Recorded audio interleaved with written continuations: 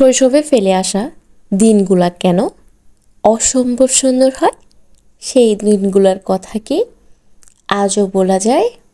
আসসালামু আলাইকুম, hello everyone.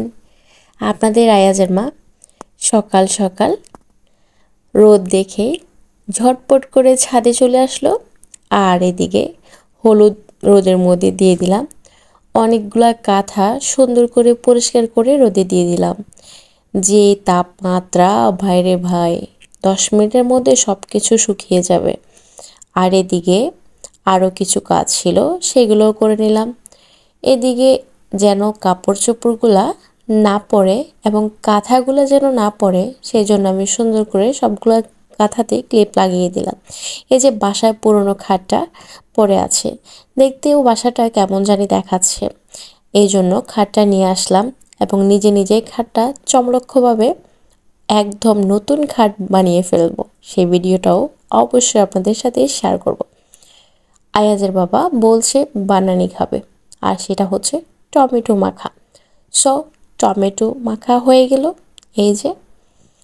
আর এটা হচ্ছে লবণ, আর হচ্ছে মরিচ, অল্প একটু রসুন। এই টমেটো মাখাটা কে কে পছন্দ করেন বলেন তো?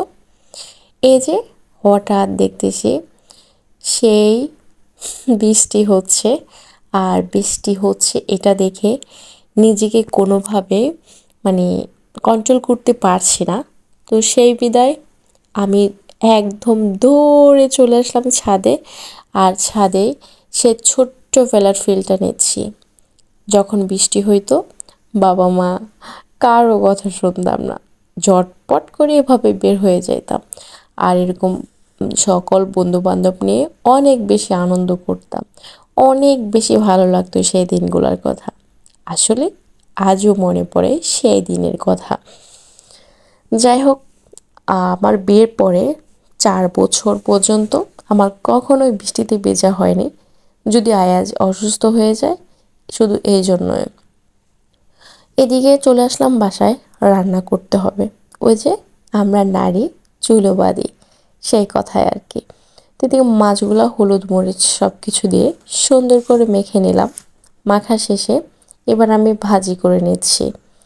আর এই যে দেখেন, আর হয়তো আপনারা বলবেন মাছের পিসগুলো এত ছোট ছোট কেন?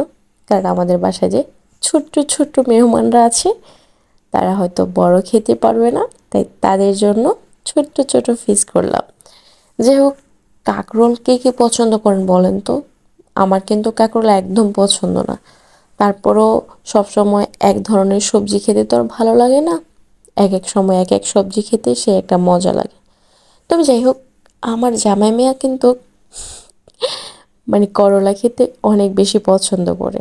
তার সাথে আমিও একটু খেতে খেতে এখন ভীষণ ভালোই লাগে। এদিকে আমার অলরেডি কিছুটা হয়ে আসছে মাছ ভাজি, সেগুলো নামিয়ে নিব। সো বন্ধুরা, আমার আজকের ভিডিওটা কেমন হয়েছে অবশ্যই বলবেন। আজকে এখানেই শেষ করছি।